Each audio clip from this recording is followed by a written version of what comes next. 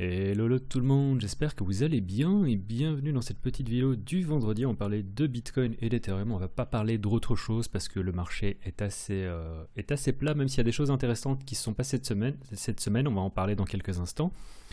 Je fais d'abord la petite analyse en hebdo sur la plateforme de notre cher sponsor PrimeXBT. N'hésitez pas à checker le lien qu'il y a dans la description. Le code LCG vous donne droit à 50% sur vos dépôts et à rejoindre le canal Telegram. Vraiment, en postant simplement, en participant un tout petit peu, vous avez toutes les chances du monde de gagner un compte approvisionné de $100 plus 100 COF tokens.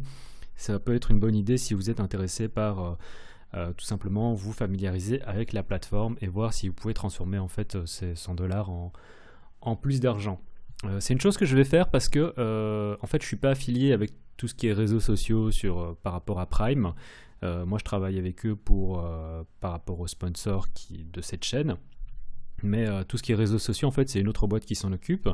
Et j'ai rejoint donc du coup le canal Telegram, j'ai participé vraiment, j'ai balancé 2-3 messages et ils m'ont donné cette semaine, c'est moi qui ai gagné, il y a eu 3 gagnants et je fais partie des 3 gagnants qui ont gagné le compte approvisionné de $100 et les 100 COF tokens. Donc vraiment, allez sur le canal Telegram, participez un peu, et puis voilà. Si ça vous intéresse pas, libre à vous. Voilà, moi je vous dis tout simplement ce qui est arrivé, et je crois que je vais essayer de faire du all-in sur ce compte à $100 et voir où est-ce que je pourrais éventuellement l'emmener.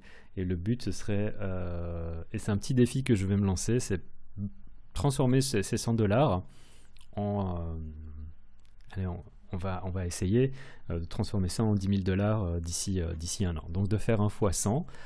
Il y a un money management qui va être un peu aléatoire dans le sens où, comme je vous l'ai dit, je vais faire du all-in et je vais probablement, dans les premiers temps, faire du 20%, enfin des trades avec un risque de l'ordre de 20% du capital, donc c'est-à-dire de $20. Et l'idée, c'est vraiment de commencer avec $100, d'essayer de faire monter suite à un trade à 120, 140 et de petit à petit passer à 200. Continuer en fait après à avoir un money management strict, mais avec des R qui sont assez élevés, où un R représentera, j'imagine, 10-15%. Essayer de voir si j'arrive à faire monter ça petit à petit à 500, puis 1000. Et à 1000, on commencera à avoir un money management qui sera un peu plus sérieux, entre guillemets, pour faire monter ça. Ensuite, 1500, 2000. Je crois que 2000, c'est le moment où est-ce qu'on peut se calmer un peu, on se dire, ok, on peut prendre peut-être 5% de risque par trade et essayer de faire continuer à monter ça.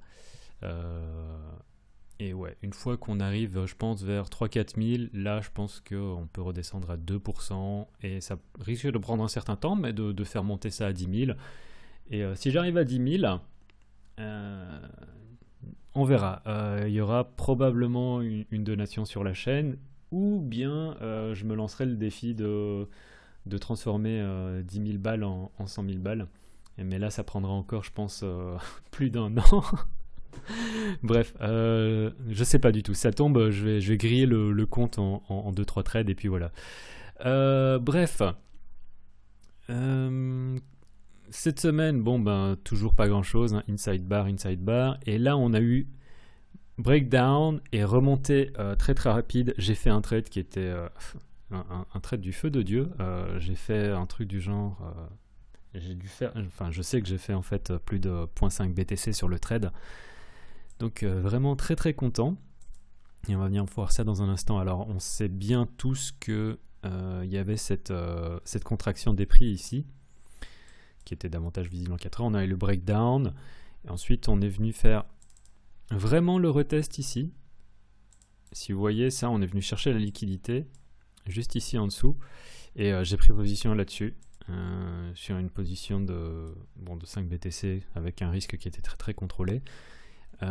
Et je suis sorti à 37 quelque chose, 3700, 3600, je sais plus. Je suis sorti ici et je n'ai pas les prix, donc on va recharger cette petite page. Et je suis vraiment sorti là-dessus, et puis je me suis dit, donc là c'était aux alentours de 3700, 37200. Je me suis à un moment demandé si j'avais pas fermé trop tôt. Mais sur le moment, en fait, la décision était très très réfléchie, dans le sens où je m'étais dit quel est le potentiel d'upside que je peux encore avoir là-dessus. Alors le potentiel d'upside, évidemment, dans un premier temps, je voyais c'était encore ça éventuellement. Ce qui est pas négligeable, mais si je ferme, enfin, ce que j'aurais fait dans tous les cas, c'est fermer encore une grosse partie et j'aurais peut-être laissé un 20e de position dessus. Je me suis dit, ok, un 20e là-dessus. Même si on va faire ça, en fait, ça va faire des profits, bien sûr, mais qui seront minimes, vu que j'aurais fermé une grosse partie de la position, tout en me disant que voilà, on est toujours... Bon, il y avait aussi ça. Cette résistance, il n'y en était pas encore, mais je me suis dit, ok, j'ai pas envie d'attendre qu'on aille sur la résistance pour couper la position. Et... donc ça c'est une chose, et puis je me suis dit on est encore et toujours dans un range, je sentais bien, et en fait sur Twitter aussi, une autre chose c'est que sur Twitter j'ai vu énormément de tweets super bullish par rapport à la news du El Salvador qui accepte maintenant le Bitcoin comme monnaie légale. On va voir à quel point ça va avoir, je pense que sur le court terme honnêtement je pense que ça... voilà, ça c'était l'effet un peu bullish, accompagné bien sûr d'un rebond technique. Mais sur le court terme, je pense pas que ça aurait une énorme incidence. Moi, ce qui m'intéresse, c'est vraiment de voir comment est-ce que le El Salvador pourrait éventuellement influencer d'autres pays à accepter le Bitcoin comme monnaie légale. Donc apparemment, il y aurait des rumeurs comme quoi le Paraguay serait intéressé, comme quoi le Mexique et le Brésil aussi seraient intéressés. Ce sont des rumeurs. Mais c'est un premier pays et donc ça reste assez important. Ceci dit, je pense que c'est à prendre avec des pincettes parce que le El Salvador, c'est qu'on va dire, mais moi je ne savais même pas où c'est situé véritablement sur la carte. Et quand on y réfléchit, à l'époque où MicroStrategy avait passé une grosse partie de sa balance sheet en BTC, enfin d'ailleurs ils ont acheté pour plus d'1 milliard, la seule compagnie, enfin la seule société qui a suivi le mouvement, c'était Tesla. Et en dehors de MicroStrategy et Tesla, ces derniers mois, il n'y a aucune autre compagnie qui a ajouté du Bitcoin à ses actifs. Donc ça paraît un peu compliqué et il faut voir si ça ne va pas être simplement un seul cas unique et avec des répercussions assez limitées. Mais après, c'est assez génial qu'on ait justement une reconnaissance et sur le long terme, qui sait où est-ce que ça peut se développer. Je pense que sur le court terme, ça a très très peu d'influence sur les prix. On est encore toujours au sein d'un range. Voilà. Pour revenir aussi vite fait sur le daily, le fait qu'on ait une remontée assez spectaculaire ici, moi je trouve ça assez bon. Et maintenant, le niveau pour moi qui est vraiment à surveiller, c'est celui-là, qui pourrait être dessiné comme ça. Je vais le mettre un peu plus en vert comme ça, et ça c'est vraiment le niveau pour moi qui est à ne pas casser. Si on revient le casser et qu'on repasse ici en dessous, pour moi ce serait véritablement très très mauvais. Alors je ne dis pas que ça va se passer, mais si on revient ici en dessous et qu'on retrouve ici de la résistance, à mon avis on est mal barré.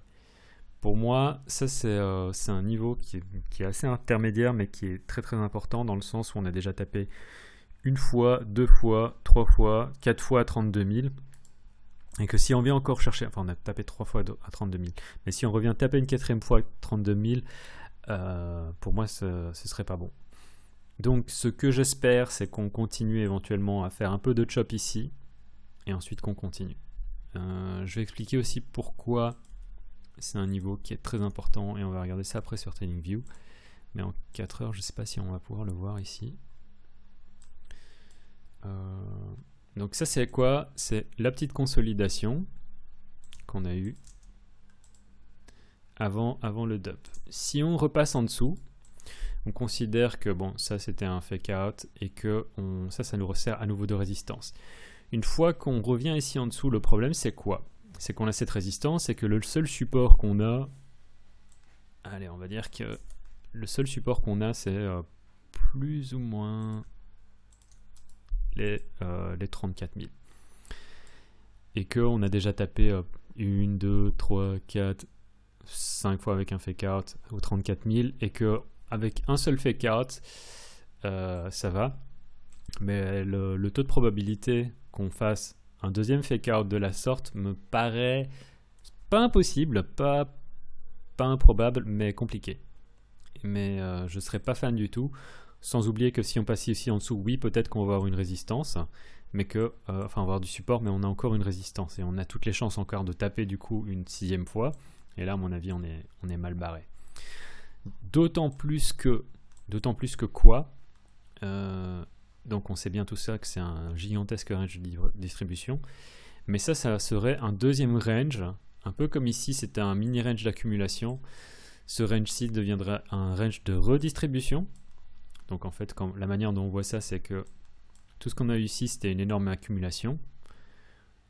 Montée, ici une réaccumulation pour arriver dans un range de distribution. Et là, c'est encore la même idée, c'est voilà, on est dans un truc, dans un range, une consolidation, et à voir si c'est une petite accumulation qui permettra un bounce, ou si on est dans une redistribution. Si on est dans une redistribution, à mon avis, on est bon pour partir.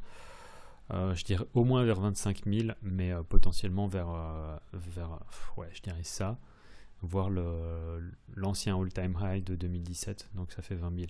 C'est un truc qui va nous emmener assez bas, vraiment. Moi, 25 000, ouais, cette consolidation-là dans un premier temps, puis toute celle-là. Mais ouais, 26, à mon avis, sans trop se poser de questions. Pourquoi je dis 26? Bon, bah, c'est ce support-ci. On dit généralement, ah ouais, mais la résistance, enfin l'ancienne résistance devient support, mais vu qu'on est dans une downtrend, pour moi, la résistance, le support, donc l'ancienne résistance qui devient support ne m'intéresse pas. Ce qui m'intéresse, c'est vraiment l'ancien support. Généralement, les prix ont tendance à revisiter les anciens supports lorsqu'on est véritablement en mode bearish. Voilà, ça c'est vraiment quelque chose que je veux surveiller et qui me... Si on vient repasser sous les 35, à mon avis, c'est mal barré, vraiment vraiment mal barré. Et si on regarde en échelle de temps plus petite, ce que je voudrais voir vraiment, c'est... donc tout ça on s'en fiche, ça ne m'intéresse pas. Ce qui doit vraiment tenir, c'est du coup cette consolidation ici. Et si on vient faire un truc comme ça, ça va éventuellement, si on prend les stops ici, les stops là, limite, et si on remonte, si on vient vraiment casser sous les 35 200, c'est la merde. Et ce que je veux voir pour prendre un long, du coup, tant qu'on parle de setup, c'est qu'on continue ici comme ça, qu'on a une cassure. Une fois qu'on a la cassure, pour moi, ça c'est suffisant. On pourrait encore faire un petit mouvement fuck up, mais pour moi c'est bon, et je pense qu'on va très probablement peut-être pas aller chercher aussi haut. Cet ancien sommet dans un premier temps. Dans un deuxième temps, cette zone ici qui est formée de plusieurs sommets différents. Mais si on arrive à casser 40 000, c'est vraiment la première zone, la première target. Mais si on arrive à passer 40 000, 42, 45. Et ça, j'en ai parlé déjà depuis un certain temps. À 45, c'est là où je me dis, où je verrais bien un ensemble de monde passer en mode « Ah, on est trop bullish ». Et on pourrait faire un truc comme ça. Mais c'est là où je vraiment chercherais à prendre des shorts. Donc voilà. Si on arrive, et là je suis en 1 heure, donc, mais si on arrive à former une petite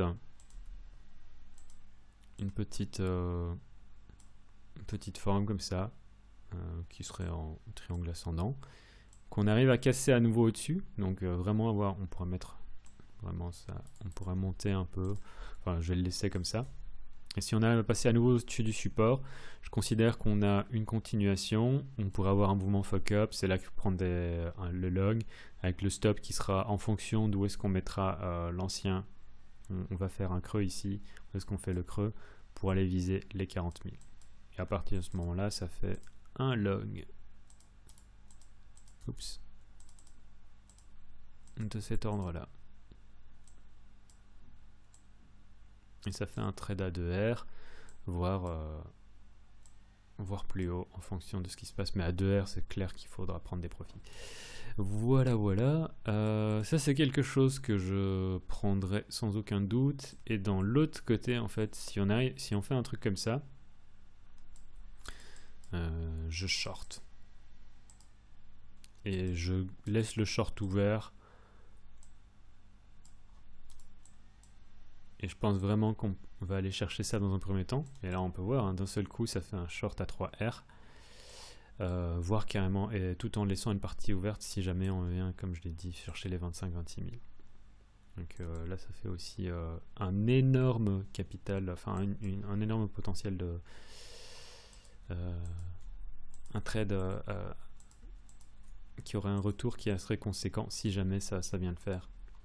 J'aime vraiment pas la manière dont on a tapé plusieurs fois déjà ici dedans. Et la seule manière, à partir de ce moment-là, où si on redescend ici en dessous, ce sera encore de remonter ici au-dessus. Si on fait un truc comme ça, ouais, d'accord. C'est possible, hein.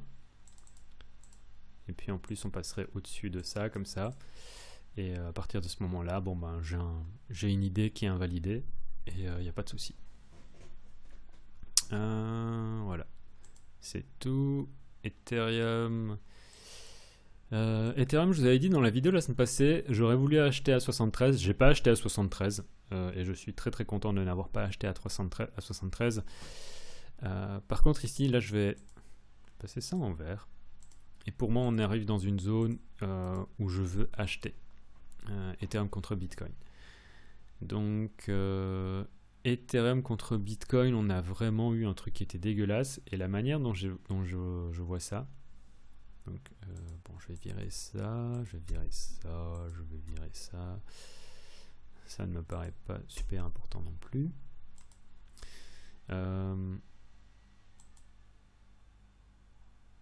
Ça aussi. Comment est-ce que j'ai vu ça en fait? C'est tout simplement, je me suis dit, waouh, on est quand même sur ce biseau ascendant. Je fais un report tout simplement. Ça correspond en plus à ce support ici. Donc pour moi, c'est vraiment là où je veux acheter, où je me pose pas de questions. Et j'ai pas acheté en fait à 73 parce que je me suis dit, justement parce que j'ai vu ça, je me suis dit, ok, on a eu une cassure de cette droite de tendance. J'ai vu à quoi les cassures de droite de tendance pouvaient donner lieu, notamment sur BTC dernièrement. Hein. Je me suis dit, je ne vais pas acheter ça. Mais là, par contre, je suis intéressé. Là, vraiment, je suis très intéressé.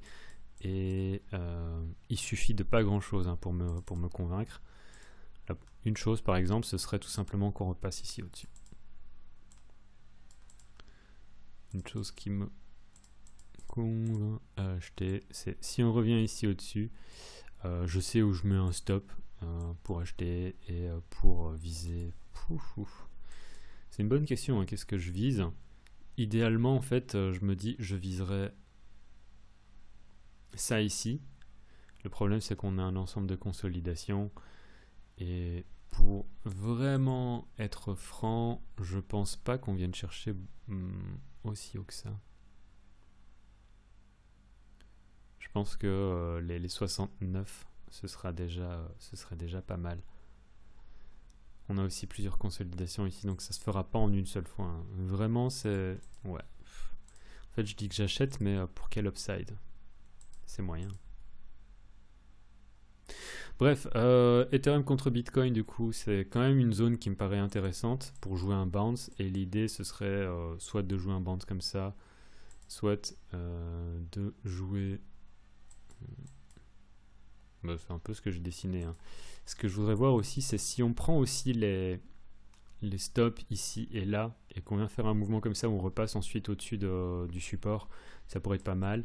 L'idée, bah là, c'est vrai que ça fait pas un upside qui est super grand, mais je pense qu'on va venir à peut-être 67, 68, à voir.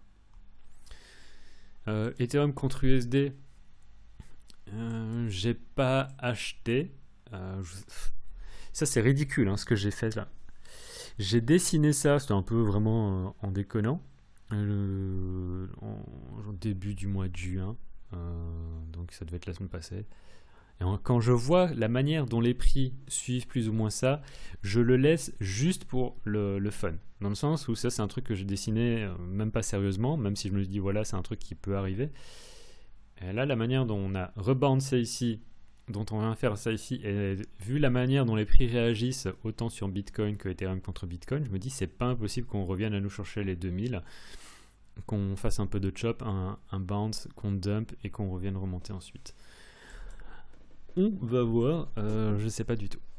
Mais 20 dieux quoi. Donc Ethereum, je suis pas super chaud pour shorter ou pour prendre un long là-dessus. J'ai déjà dit, si on revient à 2000, ouais, 2200, 2000... Vraiment, quand on va voir comment est-ce qu'on va évoluer ici. Ici, ça me paraît intéressant pour acheter. Et si on revient au-dessus des 2009, dans le sens où j'avais déjà dit résistance, résistance, résistance, résistance, si on a passé ici au-dessus, à mon avis, on va chercher 3002, 3003 assez rapidement. Là, c'est un peu compliqué et on a une espèce de on n'a pas trop de corrélation entre le prix d'Ethereum, Bitcoin et Bitcoin. Dans le sens où on a eu un pump sur Bitcoin. Donc déjà, on a eu une chute sur Bitcoin et Ethereum contre Bitcoin a chuté. Puis on a un pump sur Bitcoin et Ethereum contre Bitcoin a continué à chuter. Puis sur les petites échelles de temps, on a une espèce de corrélation inverse. Et puis en fait, non, en fait, peu importe ce que fait Bitcoin, Ethereum contre BTC dump. Et c'est compliqué. Mais là, tout ce que je vois, c'est quand même on est sur un support. Et si on prend les stops et qu'on remonte, c'est pour moi un short, un long. Et voir où est-ce que ça pourrait nous emmener quoi.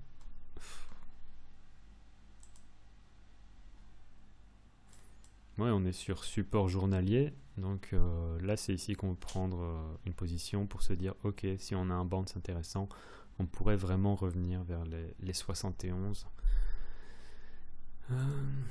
Mais en intraday, enfin quoique ça n'a pas servi à quoi que ce soit cette liquidité, donc c'est peut-être pas important. Non, je prendrais un long là-dessus si on vient chercher les stops, qu'on remonte aussi au-dessus pour viser justement peut-être pas les 71 mais les 70.